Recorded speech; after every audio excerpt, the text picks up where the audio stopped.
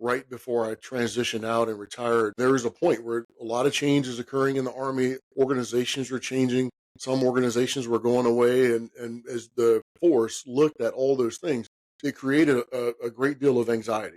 And the certainty wasn't there because there was no true blueprint other than here's what we're going to do. There was a end point, but nobody could see how clearly we were going to get there. And with the organization that I led, the Combined Arms Center, now the Combined Arms Command, part of that reducing of anxiety was really laying out to the team things that you didn't know, just being transparent. And I think that is one of the key things when you have that sense of anxiety. And I read a book not long ago and it talked about anxiety is a sign that you care. And I love that phrase because we do. We all experience some level of anxiety, but that means we care. So it's a good thing.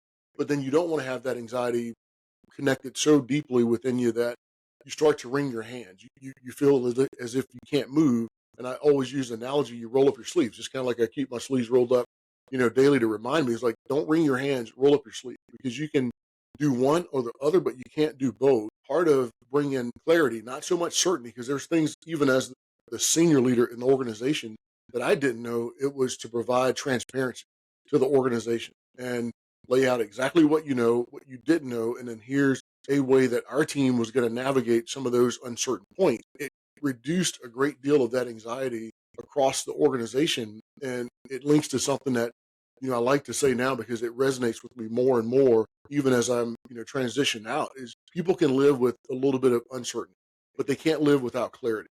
And as long as you do your best to provide as clear of a picture as you possibly can, what is it you need to do, and where are we currently? That's in a sense what clarity really is. That's what you're providing to the team. Then it helps you navigate even the toughest moments or spots.